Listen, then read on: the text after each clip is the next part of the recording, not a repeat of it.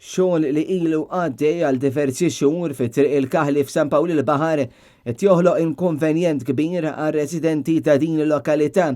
Residenti li tkellmu magħna għaluna li x-xogħol qabel diġà kien ta' konvenjenza kbira għalihom, iżda issa l-inkonvenjenza żdiedet minħabba li telgħu aktar nies għal villeġġjatura fiż-żona u kif ukoll żdiedu l-ammonti ta' turisti.